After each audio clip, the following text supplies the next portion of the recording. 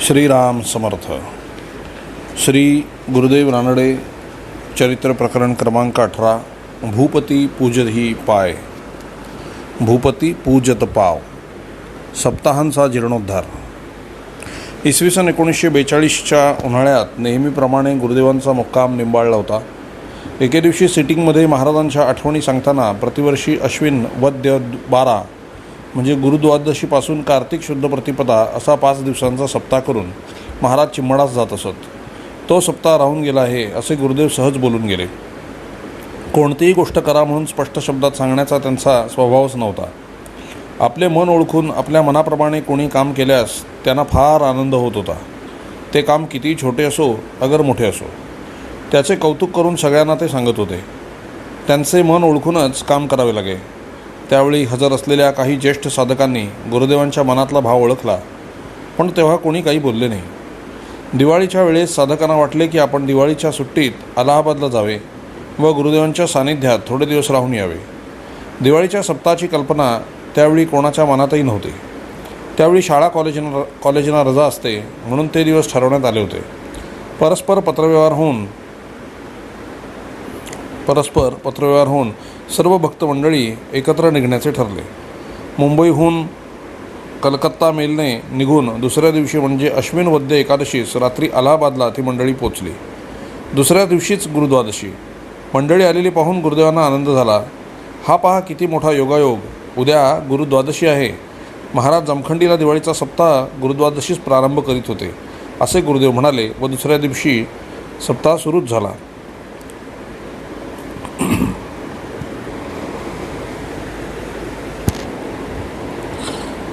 1943चे वर्ष म्हणजे महाराजांच्या वेळेचा सप्ताहाच्या जीर्णोद्धाराचे वर्ष म्हटले तरी चालेल. 30 वर्षानंतर गुरुद्वादशीचा सप्ताह सुरू झाला व तो जवळजवळ 24 वर्षे चालला. 1966चा निंबाळमधील झालेला शेवटचा दिवाळीचा सप्ताह 1942मध्ये निंबाळला असताना बाबांच्या निर्याणानंतर श्री निंबर्गी महाराजांच्या पुण्यतिथीचा सप्ताह राहून गेल्याबद्दल गुरुदेवांनी बोलून दाखवले. तो सप्ताह पुन्हा सुरू व्हावा असे त्यांना वाटे. श्री बाबासाहेब संगोराम यांनी पुढाकार घेऊन आपल्या काही नामधारकांसह निंबर्गीस जाऊन सप्ताह सुरू केला. तो सप्ताह चैत्रशुद्ध 9 पासून चैत्रशुद्ध 13 पर्यंतचा. तो उत्सव आजतागायत चालू आहे. गुरुदेवांच्या मनात आले ते देवाने घडवून आणले. अलाहाबादचा पहिला सप्ताह. यावर्षी गुरुदेव 2 बेली रोडवरील भाड्याच्या बंगल्यामध्ये राहत असत. द्रौपदी घाटावरील त्यांचा नवीन बंगला तयार झाला होता, पण राहत्या घरीच सप्ताह करण्यात आला. नेहमीप्रमाणे सप्ताहाचा कार्यक्रम सुरू झाला. विश्वविद्यालयातून आल्यावर आपल्या प्रकृतीच्या बेताने वेळ मिळेल त्यावेळी सिटिंग आपल्या खोलीतच गुरुदेव घेत असत. एखादे पद अगर अभंग म्हणण्यास सांगून त्यावरून महाराजांच्या वेळेच्या आठवणी सांगून त्यांचे बोलणे होई. मुख्य मुद्द्याला अर्थात परमार्थाला उत्तेजन देणाऱ्या अशा आपल्या संप्रदायातील आठवणी ते स्वतः सांगत होते. द्रौपदी घाटावरील गुरुदेवांचा बंगला 1942मध्येच तयार झाला. नव्या घरातील गारवा आपणास सहन होत नाही असे ते म्हणत, परंतु नवीन बंगल्यात राहायला न जाण्याचे कारण पारमार्थिक असावे असे वाटते. नवीन वास्तूत साधन व भजन व्हावे, मग आपण तेथे राहण्यास जावे असा त्यांचा विचार असावा. एका विद्यार्थ्यास बरोबर घेऊन संध्याकाळच्या नेमास ते नवीन बंगल्याकडे जात. आपल्या 15 हेस्टिंग्स रोडवरील बंगल्यास जाईपर्यंत बरोबरीच्या विद्यार्थ्याने रात्रीचे भजन म्हणायचे व आपण नेमास बसायचे. नवीन बंगल्यात 2 तास नेम करून ते परत घरी येत असत. अलाहाबादला गेलेल्या साधकांपैकी काही जण त्या नव्या घरी पायी जात. तेथेच संध्याकाळचा व सकाळचा नेम करून ते परत घरी येत असत. सर्व मंडळी माडीवर नेमास बसायची. त्याच्या खालच्या खोलीत एका कोचावर, हल्ली तो कोच मंदिरात नेमाच्या खोलीत ठेवलेला आहे, गुरुदेव नेमास बसत. एकदा वरच्या खोलीत उदबत्ती लावली होती. त्याचा वास किती असणार, परंतु खालच्या खोलीत नेमास बसलेल्या गुरुदेवांना त्याचा वास आला व नेम झाल्यावर वर उदबत्ती लावली होती वाटते असे त्याने विचारले. वर माडीवर लावलेल्या उदबत्तीचा वास खाली कसा आला असेल अशी शंका काहींच्या मनात आली. माडीवरील उदबत्तीचा वास खालच्या मजल्यावर आपणास कसा आला असा प्रश्न एकाने त्यांनाच म्हणजे गुरुदेवांना विचारला. नेम केल्याने सर्व ज्ञानेंद्रियांची शक्ती वाढते, ती तीक्ष्ण होतात असे त्याने उत्तर दिले. गुरुदेव सेवानिवृत्त होईपर्यंत दिवाळीचा सप्ताह अलाहाबादला होता. पुढे निंबाळला होऊ लागला. 10 जानेवारी 1944ला गुरुदेव नव्या घरी गेले तेव्हापासून जास्त साधक लोक अलाहाबादला या सप्ताहासाठी जाऊ लागले. 1945चा वैशिष्ट्यपूर्ण सप्ताह. 1945चा अलाहाबाद येथील दिवाळीचा सप्ताह संस्मरणीय असा झाला. बेळगाव, धारवाड, अथणी, विजापूर, पुणे, मुंबई, नाशिक इत्यादी गावची एकंदर 35-40 साधक मंडळी त्या वर्षीच्या सप्ताहासाठी जमली होती. श्री काकासाहेब तुळपुळे, श्री तात्यासाहेब दामले, श्री बाबासाहेब संगोराम, डॉक्टर तात्यासाहेब व नानासाहेब करमरकर ही प्रमुख मंडळी होत. सप्ताह जरी 5 दिवसाचा असला तरी सप्ताहाचा तो कार्यक्रम जवळजवळ 20 दिवस चालला होता. यावेळची महत्त्वाची गोष्ट म्हणजे गुरुदेवांची प्रकृती चांगली होती. माडीवरील जाताना डाव्या हाताच्या खोलीत सप्ताह लावला होता. सकाळी 10 वाजण्याच्या सुमारास आरती करून झाल्यावर नेमाच्या कार्यक्रमास सुरुवात होई. दुपारी 12 वाजेपर्यंत नेम केल्यावर प्रत्येकाला उसळ देण्यात येत असे. नंतर सकाळचे भजन होई. भजन झाल्यावर पुन्हा दुपारच्या 4:30 वाजेपर्यंत नेम, नंतर दुपारचे भजन व मग जेवण असा कार्यक्रम होता. जेवण झाल्यावर थोड्या वेळाने सिटिंग सुरू होत असे. एखाद्या दिवशी ते रात्री सिटिंग घेत. एकदा पहाटेच्या 3 वाजता सिटिंगला बोलवले. त्या दिवशी सुमारे 4-5 तास सिटिंग चालली होती. खोलीची सर्व दारे बंद केल्याने व खोलीतील दिवा सारखाच जळत असल्याने दिवस उजाडल्याचे कोणालाच कळले नाही. आपल्या जीवनातील अनेक महत्त्वाच्या गोष्टी त्यांनी सांगितल्या. गुरुदेवांचे आनंदाने ओथंबलेले शब्द हाव भरल्या कानाने मंडळी ऐकत होती. प्रतिदिनी नवा रंग, नवी कथा, नवा उपदेश असे. हे सर्व सांगताना गुरुदेव भाव हरपून जात असत व मंडळीही तितक्याच तन्मयतेने ऐकत होती. 1914 ते 1916 अशी 2 वर्षे आपण बद्ध पद्मासन घालून नेम केल्याचे त्यांनी सांगितले व स्वतः आसन घालून दाखवले. परंतु त्याने आपल्या आध्यात्मिक अनुभवात वाढ झाली नाही असेही त्यांनी सांगितले. हठयोगाची आसने घालून साधन करण्याने परमार्थात वाढ होईलच असे सांगता येत नाही असे त्यांनी सूचित केले. फक्त त्या आसनाने आपणास होत असलेला हार्नियाचा त्रास कमी झाला असे ते म्हणाले. आत्मिक अनुभवाबद्दल गोष्ट निघाली असता द होल ब्रेन सीज, सबंध मेंदू पाहतो असे सांगून ब्रह्मसाक्षात्कार डोळ्यासमोरच होतो असे नाही असे ते म्हणाले. नवीन बंगल्याविषयी बोलताना येथे आपणास महाराजांचे व बाबांचे दर्शन घडल्याविषयी त्यांनी सांगितले. एके दिवशी नेमास बसले असता हातात चिपळ्या व वीणा घेऊन महाराज कीर्तन करतात असा त्यांना अनुभव आला. आपल्या पदसंग्रहाला तो एक संकेत असे मानून निंबर्गी महाराज व बाबा यांच्यावेळी आपल्या संप्रदायामध्ये प्रचलित असलेली पदे कन्नड, मराठी, हिंदी एकत्र करून पदसंग्रह छापण्याचा त्यांचा विचार केला. एके दिवशी पहाटेच्या नेमात त्यांना बाबांचे दर्शन झाले. तो बाबांच्या पुण्यतिथीचा दिवस होता असे नंतर त्यांना कळले. या सिटिंगमध्ये अलाहाबादला जाताना आपणास सतना स्टेशनवर आलेला अनुभव त्यांनी सांगितला. माझा नेम झाला. खिडकीबाहेर पाहतो तो नव्या स्वरूपातच हे विश्व दिसले. नवल वर्तले गे बाई उजळल्या दिशाही असे होऊन गेले. सृष्टीला प्रतिसृष्टी झाली की त्याला अनुभव म्हणावे असे बाबा सांगत होते. आणखी एक नवल विशेष या सप्ताहाच्या वेळी घडले. सप्ताहाच्या सुरुवातीला आरतीच्या वेळी गुरुदेव सप्ताह सुरू केलेल्या खोलीत आले होते. महाराज उभे असलेला फोटो तिथे लावला होता. तो त्यांनी पुष्कळ वेळा पाहिला असेल, पण त्या दिवशी तो फोटो पाहून पहा महाराज कसे व्हाईस चान्सलरप्रमाणे उभे आहेत असे तेथे जवळ उभे असलेल्या एका शिष्यास ते म्हणाले. आत्मज्ञानी सत्पुरुषाच्या मनात एखादा विचार आला तर तो घडलाच पाहिजे असे महाराजांचे वचन आहे. पुढे थोड्याच दिवसात गुरुदेवांची अलाहाबाद विश्वविद्यालयाच्या उपकुलपतीपदी नियुक्ती झाली. परमार्थ सोपानचा पाया. ग्रंथलेखनाने आपल्या संदेशाचा जगात प्रसार करण्याच्या आपल्या ध्येयाला अनुसरून अलाहाबादला असताना हिंदी साहित्यातील साक्षात्काराचा त्यांनी अभ्यास केला. 1940 ते 1950च्या काळामध्ये जवळजवळ 10-11 वर्षे त्यांचे हिंदी भाषेतील अध्यात्म साहित्याचा अभ्यास व संकलनाचे कार्य चालले होते. हिंदी भाषेतील पदांचा व दोह्यांचा संग्रह त्यांनी केला. परमार्थामध्ये कोणत्याही प्रकारचा भेद ते मानित नसत. त्यांची दृष्टी दुसऱ्यांच्या सद्गुणाकडे असे व तो सद्गुण आपल्या परमार्थाला उपयोगी पडतो का एवढेच ते पाहत असत. हिंदी पदे गोळा करताना त्यांनी प्रोफेसर, विद्यार्थी, चपरासी, चौकीदार व न्हावी ह्या सर्वांचे सहाय्य घेतले. ते म्हणतात, हिंदी साक्षात्काराबद्दल माझ्यामध्ये आवड निर्माण झाली ती माझ्या वॉचमन, शिपाई व न्हावी यांच्यामुळे. अलाहाबादला विश्वविद्यालयात एक सामान्य प्राध्यापक म्हणून नेमणूक झालेले गुरुदेव आपल्या गुणाने, कर्तृत्वाने निरनिराळ्या उच्च पदांवर चढत सेवानिवृत्त होण्याच्या वेळी विश्वविद्यालयातील सर्वोच्च पदावर आरूढ झाले. ते सर्वोच्च पद म्हणजे उपकुलपतीपद. आपले येथे येणे म्हणजे विश्वविद्यालयाला भूषण आहे असे जे गंगानाथ झा यांनी त्यांना लिहिले होते ते खरे ठरले. सेवानिवृत्तीनंतर देखील त्यांना सोडण्याचा विश्वविद्यालयाचा संचालक मंडळाचा मानस नव्हता. अमेरिटस प्रोफेसर म्हणून पुन्हा त्यांची नियुक्ती करण्यात आली. एवढ्यानेच विश्वविद्यालयाचे समाधान झाले नाही.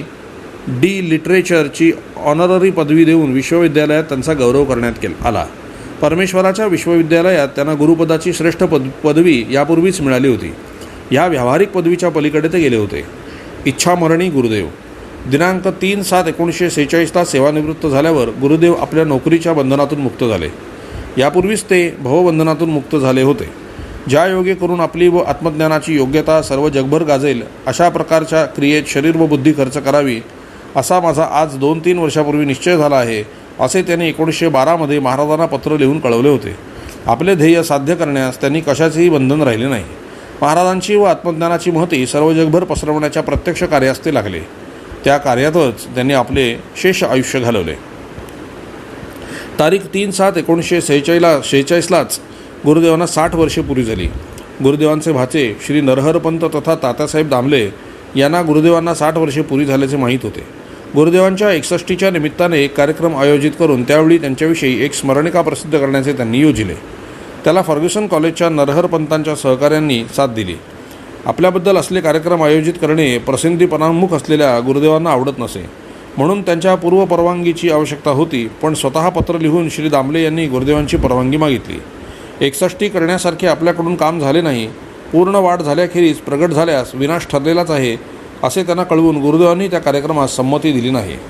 निंबाळला येणाऱ्या साधकांच्या मनातही गुरुदेवांची 61 साजरी करावी असे होते. त्याला ते संमती देणार नाहीत याचीही लोकांना कल्पना होती. पण त्यांच्या जन्मदिनी उत्सव तरी झाला पाहिजे असे सर्वांना वाटले.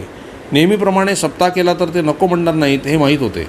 सप्ताहाचे निमित्त करून तारीख 1/7/1946 ते 3/7/1946 असा 3 दिवसांचा सप्ताह निंबाळ येथे गुरुदेवांच्या घरी आयोजित करण्याचे ठरले. सर्व प्रमुख मंडळींना कळवण्यात आले. सांगलीच्या राजेसाहेबांनाही सप्ताहाचे आमंत्रण गेले. तो उत्सव अपूर्व असा झाला. सर्व थरातील रावापासून रंकापर्यंत सर्व ठिकाणची साधक मंडळी या सप्ताहास आली होती. साधकांसाठी शामियाने व राहुट्या उभ्या करण्यात आल्या होत्या. प्रत्येक कार्यक्रम उत्साहाने व आनंदाने होत होता. 3 दिवस अवघा आनंदी आनंद उत्साह. तिसऱ्या दिवशी सप्ताह समाप्तीचा कार्यक्रम. गुरुदेवांच्या वाढदिवसाचा शुभ दिवस. निंबाळच्या परिसरामध्ये अपार आनंद उसळू लागला होता. रानड्यांचा वाडा माणसांनी फुलून गेला होता.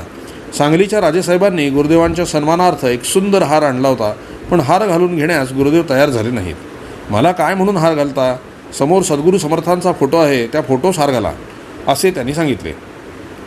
ज्ञानेश्वरीवर प्रवचन करण्यास श्री काकासाहेब कारखानीस यांना सांगितल्यावर काकासाहेबांनी झडझडोनी वहिला निघ इये भक्तीची वाटे लाग तरी पावसी अभ्यंग निजधाम माझे या ओवीवर 1 तास प्रवचन केले.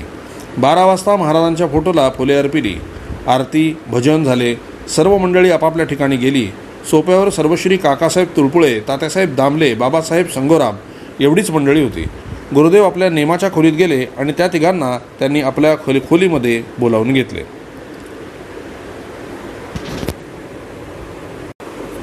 नेहमीप्रमाणे गुरुदेव मध्ये बसले होते.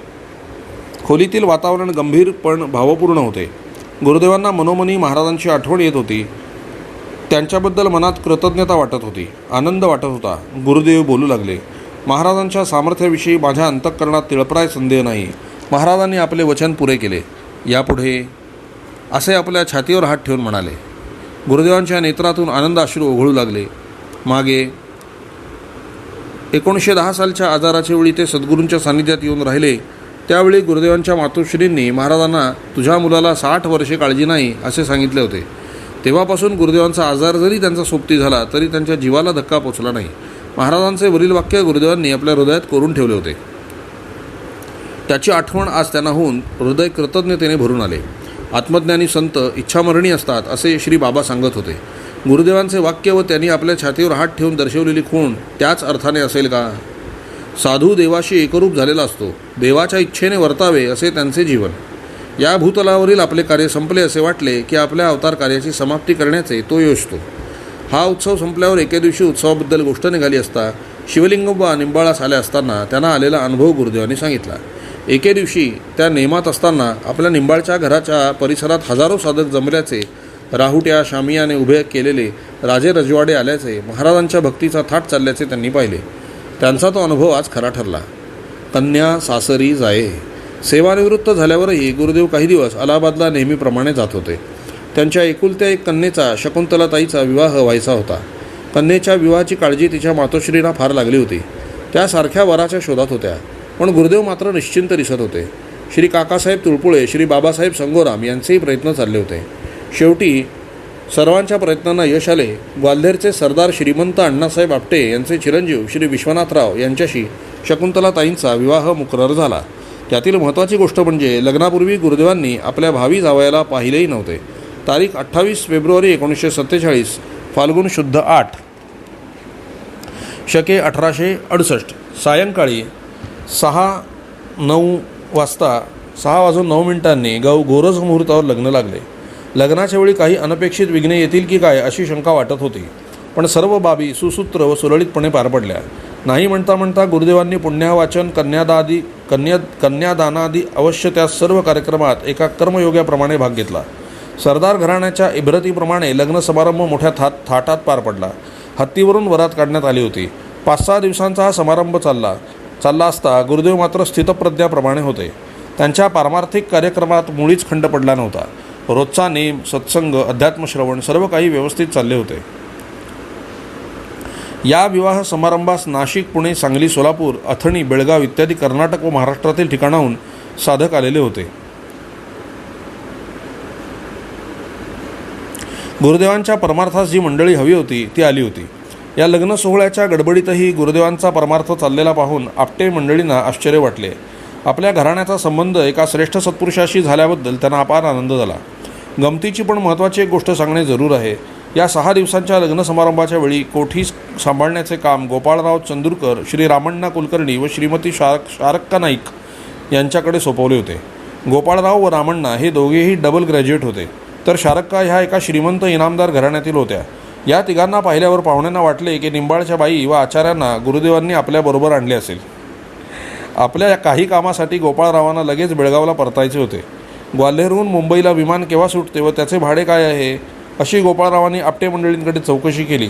विमानाचे भाडे 125 रुपये आहे असे कळताच गोपाळरावांनी आपल्या खिशातून नोटा काढून दिल्या व रिझर्वेशन करायला सांगितले. गुरुदेवांचे आचारी विमानाने प्रवास करतात असे पाहुणे आपापसात बोलू लागले व त्यांचा गुरुदेवांबद्दलचा आदर दुणावला.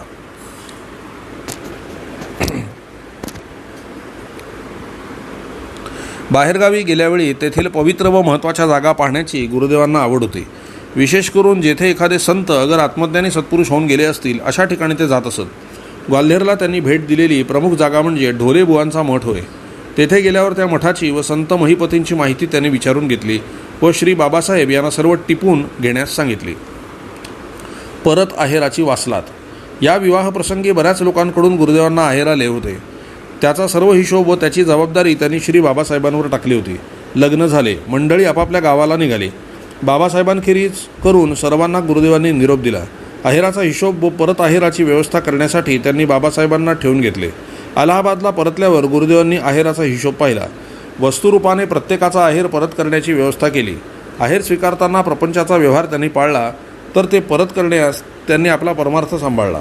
परमार्थात राहून प्रपंचाच्या गोष्टी कशा कराव्या लागतात आणि त्या करताना नीतीचे नियम पाळून परमार्थ कसा सांभाळावा लागतो हे त्यांनी आपल्या आचरणाने दाखवून दिले. दुसऱ्याकडून घेतलेले पैसे परत करण्याच्या बाबतीत त्यांचा किती कटाक्ष होता हे खालील हकीकतीवरून कळण्यासारखे आहे. दुसऱ्या महायुद्धाच्या काळात इसवी सन 1940 ते 1946च्या दरम्यान दालचिनी, लवंग, केशर वगैरेचा भारतात तुटवडा होता. गुरुदेवांना लागणारे पियर्स व सँडल हे साबण खुल्या बाजारात मिळेन असे झाले. मुंबईच्या व इतर ठिकाणच्या शिष्यांना त्या वस्तू घेऊन ठेवण्याबद्दल पत्रे आली. दिवाळीला अलाहाबादला जाणारी मंडळी आपल्याला ज्या वस्तू उपलब्ध होतील त्या वस्तू घेऊन जात. पुष्कळांच्या मनामध्ये आपली वस्तू गुरुदेवांनी विनामूल्य भेट म्हणून घ्यावी असे, पण गुरुदेव तशा प्रकारे वस्तू घेत नसत. ताबडतोब त्याची किंमत देऊन टाकत. नीतीचे नियम पाळणे हा त्यांचा सहज स्वभाव बनला होता. भूपती पूजे पाव. गुरुदेवांच्या आत्मज्ञानाचा प्रकाश जिकडे तिकडे पसरला. या ज्ञानसूर्याच्या प्रकाशाने आकर्षित झालेले मुमुक्षू साधक निंबाळकडे येऊ लागले. ज्ञानी लोक जास्त ज्ञान मिळवण्यासाठी आले, गाते आले, पाहते आले, चतुर आले, सोहमभावी पण आले. गुरुदेवांना पाहून आपल्या वृत्ती विसरून जाऊ लागले.